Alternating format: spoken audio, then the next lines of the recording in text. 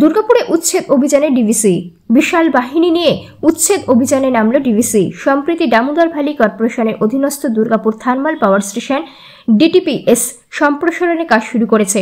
800 megawatt unit তৈরি করতে প্রচুর জমির প্রয়োজন। কয়েক মাস ধরে দামোদর ভ্যালি কর্পোরেশনের জমি দখলকারীদের জমি খালি করার বিজ্ঞপ্তি দেওয়া হয়েছিল দামোদর ভ্যালি কর্পোরেশনের তরফে।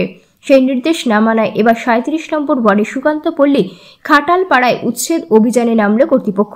মঙ্গলবার সকাল থেকে সিআইএসএফ বাহিনীকে সঙ্গে নিয়ে জেসিবি নিয়ে উচ্ছেদ অভিযান শুরু করা হয়। মোতায়েন ছিল আসানসোল দুর্গাপুর পুলিশ কমিশনারেটের বিশাল পুলিশ বাহিনী ও কম্প্যাক্ট ফোর্সও। দুর্গাপুর থার্মাল পাওয়ার স্টেশনের senior general manager civil Amit Kumar Modi বলেন, 2 মাস ধরে আমরা মাইকিং করছি। দামোদর ভ্যালি কর্পোরেশনের জমি খালি করার জন্য বিজ্ঞপ্তিও দেওয়া হয়েছিল। তারা জমি খালি না করায় আমরা উচ্ছেদ অভিযানে নেমেছি। 800 মেগাওয়াটের ইউনিট তৈরি করার জন্য প্রচুর জমির প্রয়োজন। সেই সম্প্রসারণের কাজের জন্যই জমি পুনরুদ্ধার করা হচ্ছে।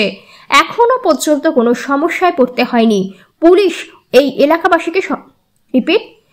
ও এলাকাবাসীর সহযোগিতা পেয়েছি।